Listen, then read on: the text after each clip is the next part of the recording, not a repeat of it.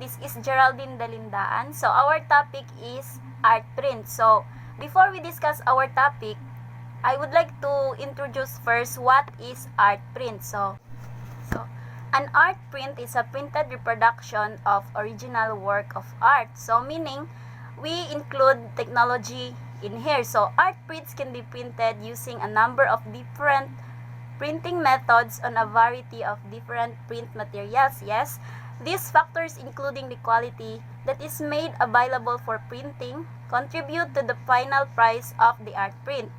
Many times, these prints are mass-produced by using what is known as photomechanical process, in which the image of the original source is photographically transferred to create an art prints of the piece. The next is, how do art prints differ from originals? So the main difference between the art prints and originals is that the artwork is a handmade creation of the artist. Because of this, the original will be a totally unique piece of a work and a one-of-a-kind creation, while the art print is simply a copy of this original work and maybe one of a limited number of prints produced, or maybe one of many. So, an art print also will lack the textured strokes of the artist's brush and will usually be very flat. Upon closer inspection, you can usually see a dot matrix pattern in the print, similar to a photo you might find in the magazine.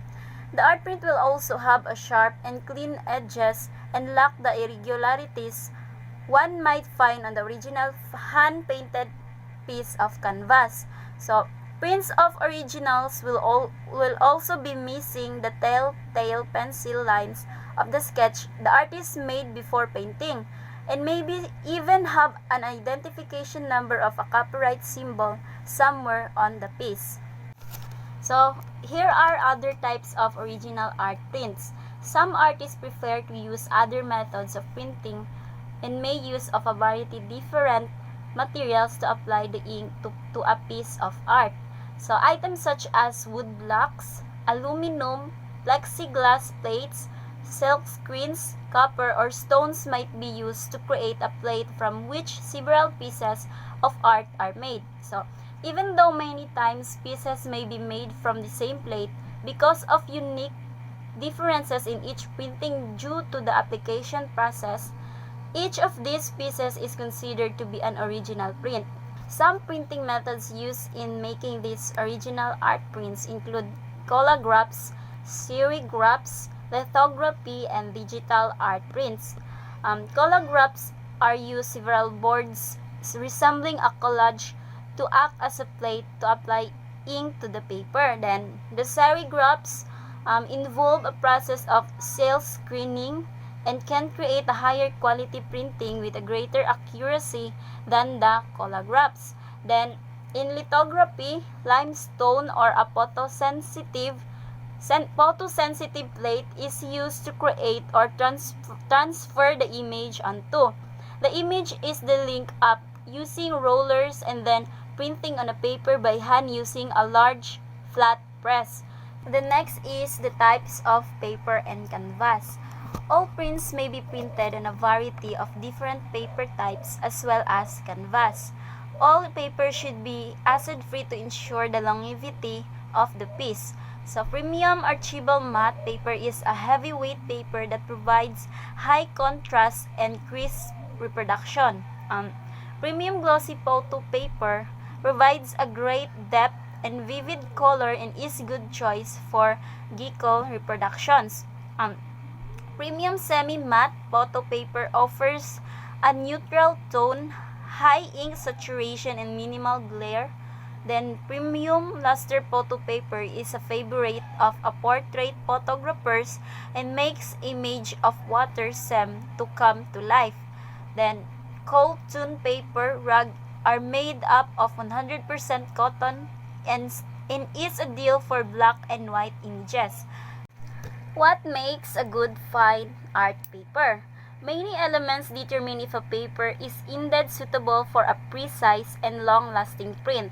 So, the points to consider include, the first is the material of the paper. Yes, it is important to to choose a material of the paper. The next is coating technology. Then the color of a paper, paper weight or grams per square meter. Then the last is the surface texture or finish. So, in continuation of the last report, I will be talking about paper materials. A good paper for inkjet printing must comprise of at least 2 layers: the paper base and the coating applied on this base. The very best paper base are made from cotton, fiber, and wood cellulose, or a combination of the two. Rug paper containing up to 100% cotton or linen fiber are also the most expensive, as they are known to last hundreds of years without appreciable fading, discoloration, or weakening of fiber. So another consideration is that the paper must be acid-free, with a pH value of 7.0 or greater. Any presence of acid in paper will be transferred to the inks on the print, causing it to fade and discolor. Paper manufacturers usually state the paper's pH value on the packaging. So next will be the whiteness and brightness. As a rule of thumb, the whiter the paper, the higher the contrast of colors in the printout, and the resulting print benefits from a richer color gamut. So if you're gonna do art print, you have to use a whiter paper, because as it says here, the whiter the paper, the higher the contrast of colors. So yes, so hence photographers looking to creating colorful, vibrant pictures often turn to bright white papers. Coating technology. So a good fine art paper should be coated for the best printed results. There are 3 types of coating technology available. So there are 3 types of coating technology. So these are the 3 types of coating technology. The first one is the microporous coating. The microporous coating. So the coating consists of a fine layer of ceramic material ground to fine powder. Paper with this coating dries quickly. So if you're going to use microporous coating, it dries quickly. It's usually used after printing. It's like a covered. It's like a cover for the art images, so that the ink will not be ruined.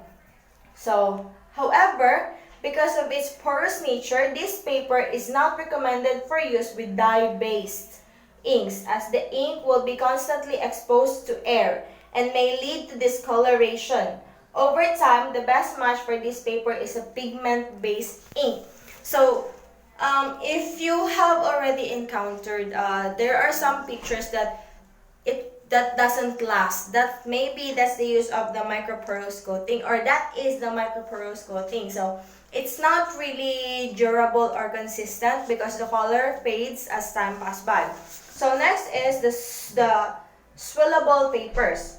So the coating is made of polymer material that swells in contact with ink droplets from an inkjet printer.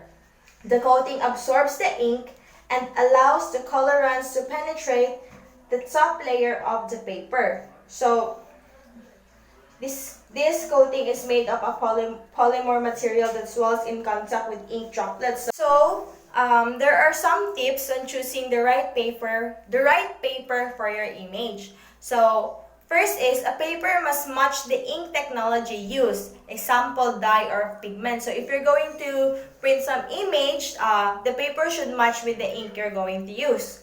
Next is, the paper should suit the subject matter.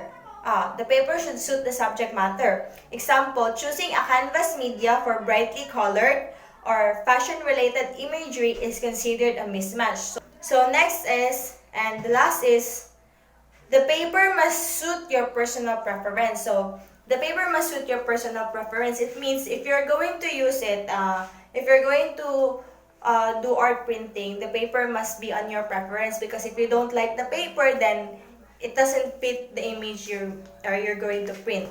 Understanding prints, weekly prints versus art prints. Whether you are an amateur photographer or a seasoned professional, you know that your work shines the best once it is printed. Your best works deserve to be on a wall, not just tucked away on a hard drive. However, choosing how to print your images isn't always so simple. After all, there are many options for printing your work.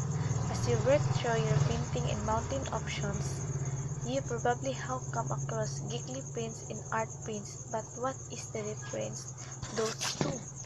What is a Geekly print? To print a Geekly print, a 12-color inkjet printer squares special pigments onto archival quality material. 100% cotton paper, linen rag, or canvas. Because of the pigments and quality print medium, Geekly prints demonstrate longevity with fade-resistant colors. What is the benefit of Geekly prints? The beauty of a Geekly print is that each reproduction is as true to the original as possible. And a lot of that has to do with the 12 colors of the printers. Printers with 12 colors are better suited to accurately recreating the original look of the image. This is especially important if you are planning on selling your artwork or entering it into competitions. As a bonus, an artist is no longer limited to selling just the original. She can sell as many copies as desired. As such, Geekly prints are suitable for both printing of digital photographs as well creating copies of original art. Here comes the difference between fine art prints versus poster. Fine art prints. Many printing companies offer fine art prints, but few consumers really know what that means. The ink in the surface used to print on a different than traditional poster print. If it's paper, the paper will be a lot thicker, the ink will last a lot longer, and the quality of the image will be much better. Fine art prints aren't just reserved to paper. It's also possible to do fine art printing on other materials like wood, canvas, copper, plastic, and pretty much anything you can imagine. Different printing surface can give your image a different feel and really let you get creative with decoration. Art or with preserving your photos. Additionally, fine art prints are not just a photocopy. Thanks to the superior quality and the longevity, they can actually increase in value over time. Poster prints. Poster prints are still the choice for consumers who need to mass produce and for people who want something fast immediately. Think back to the days of your childhood and remember the posters you used to have hanging up in your room. They probably weren't fine arts when you got old enough to throw them away, or maybe you still have them. You realize that the picture and the colors weren't as vibrant as you remembered them when you were a kid. If that poster were a fine art print, it would have stayed in much better shape. The bright colors can lose their vibrancy first, and over time you're left with a faded picture if not maintained well.